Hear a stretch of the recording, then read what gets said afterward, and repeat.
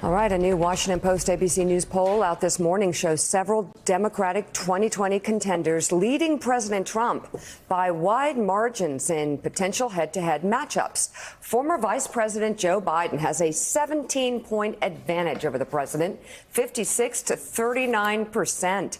Senator Elizabeth Warren leads Trump by 15 points, 55 to 40. Senator Bernie Sanders also has a double-digit lead, 55 to President Trump's 41%. Mayor Pete Buttigieg has an 11-point advantage, 52 to 41. And Senator Kamala Harris has the narrowest lead with 9 points, 51% to Trump's 42%. Let's bring in politics and journalism professor at Morgan State University, politics editor at The Root, and an MSNBC political contributor, Jason Johnson. Jason, what do you think of those poll numbers? What stands out? It stands out the huge margins this early, Mika. I don't think anyone should be comfortable with these. This is in political science what we will call an outlier. It falls along with what we've seen, right? The top 4 or 5 candidates probably do lead Trump, and they probably do lead the president in a lot of swing states. But I don't think anyone in our current political environment is going to beat the incumbent president by 10, 12 points. I just don't think that's the case. And one thing I've said all along, and this has been pretty consistent the last 4 or 5 presidential elections, the most honest numbers, the real numbers that are the best indicators of what could happen in 2020 don't happen until after Thanksgiving. They happen when everybody gets home and people have a chance to talk to their aunts and uncles who come in from Michigan and come in from Florida, when you have the chance to talk to the high school and college seniors and say, hey, does it look like you've got good job prospects when you graduate in the spring? Once Americans really get together in the holiday season and start talking about America, I find those polls to be a bit more reliable. So I wouldn't be thrilled if I were a Democrat at this point. I think this is an outlier, and Republicans still know that they've got a chance to make up these numbers. Yeah, John Heilemann, as Jason says, there's the risk for Democrats to be lulled into a false sense of security when they see a national poll like that. Of course, the election's not a national referendum. More interesting, I think, were the polls yesterday of those 6 battleground states that Democrats need to flip back. And those are airtight. And in fact, Donald Trump is winning some of those states against Elizabeth Warren and even against Biden within the margin of error in Michigan, Pennsylvania, Wisconsin, Florida, Arizona, and President Trump is actually up within the margin of error of North Carolina. That's where the election is decided, not at a national poll. And I think that opened a lot of Democrats' eyes yesterday who thought, oh, yeah, we're going to beat this guy. It still could go either way in all those states. I hope it opened Democrats' eyes. Truly, to Jason's point and to your point, there literally is almost nothing more meaningless right now than head-to-head polls that are national, more than a year out from the election. We don't know who the Democratic nominee is. It's a year away, and it's a national poll. Literally, any Democrat who looks at those polls and gets all excited is out of their minds.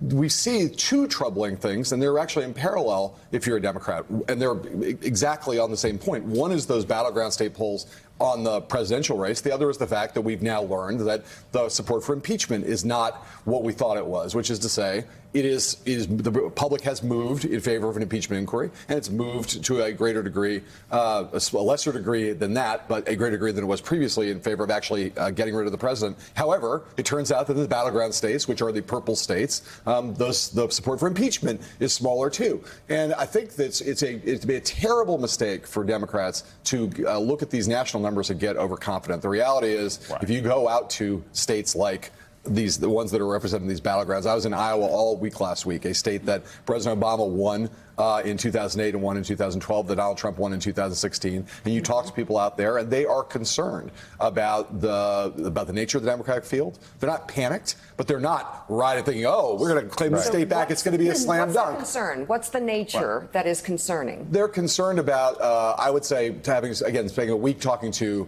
elected Democrats, people who've won statewide, and other people who are in the process. They're concerned that the Democratic field right now, the people who are leading it, many of them, Elizabeth Warren, Bernie Sanders, anybody who has embraced Medicare for all, that they think that is a toxic political position in a state like Iowa.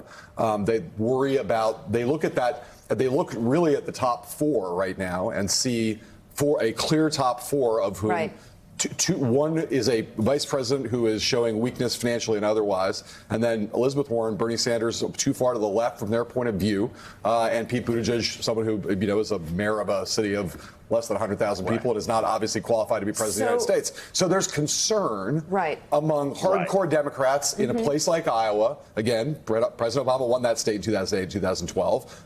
President Trump won it not in a very tight race, actually won it quite comfortably in 2020, but it should be a state the Democrats are competitive in. And yet, I would say collectively, Iowa Democrats are looking at the field and saying, they're not panicked, but they are concerned. Well, on looking at that concern, Elise, and you can take it to Jason, but it's two candidates, Bernie Sanders and Elizabeth Warren, at the top tier, who have plans that seem fantastical, going up against Trump, who sends out fantastical lies. It feels like Trump and Clinton all over again. Not a good matchup because they have synergy in ways that make Americans uncomfortable, I think, or cancel each other out. And then can Joe Biden do it? I think still a question, but I see less so. I see him performing well out there, no? Well, and the question with the two candidates you cited with Medicare for All is how simple does it become for Donald Trump to just campaign against socialism? Hey, they're bringing socialism. Or against something that's not going to get passed. Yes, and so socialism becomes his new wall. And I think I would ask Jason if he feels that the worries about impeachment becoming the new rallying cry for Republicans who aren't that enthusiastic, much in the same way that the Justice Kavanaugh hearings really galvanized and brought Republicans home. And how much is that a risk for Democrats this campaign cycle? Lisa, I don't think it's that much of a worry a year out. I don't see many Americans right now. I was, spent a lot of the week talking to people in Virginia, like legislative elections. Things that happened a year and a half ago, that's not affecting how people are voting for their local congressperson. It's not something that's really necessarily on their minds right now. So I don't think impeachment ends up being like an albatross or a millstone around the neck of Republicans, around the neck of Democrats who actually vote for it. But I do think this, and this is important about this top four field and how they play out. I've always said this. People underestimate how good Joe Biden is at retail politics. He may stumble on the stage. He may seem frustrating to those of us sort of in the chattering class here, but you can go out and you talk to people in the Midwest, you talk to people in North Carolina, you talk to people in Georgia, and they still find him charming. They still find him interesting. They still find him compelling. So what you really have at the top of the field is you have a vice president who makes mistakes publicly, but privately seems to campaign well. You have two far left candidates that, quite frankly, I don't think either one of them has much of a chance of actually winning a nomination. And then you have Mayor Pete, who's basically the mayor of Whoville, who a lot of people like as a person, will probably vote for as a governor, but they don't think that he's old enough or experienced enough to be president. So the field is tight by numbers, but if you talk to people who they think can actually win this and actually go out and go against Trump, it's probably going to be Joe Biden. Jason is absolutely right on that. The resilience of the Biden campaign. You don't have to go to Virginia or Maryland. Go to New Hampshire, one of the first primaries. You walk around, and despite what the New York Times says on the front page about, Joe can't speak English, you go to New Hampshire, go to a shopping mall up there, people like him. They want to like him. He has a tremendous resilience in his support. And why isn't Elizabeth Warren doing better in New Hampshire when she has run millions of dollars of advertising over the years in that media market? Because the Biden campaign doesn't know how to spend the little money they have on media. Wow.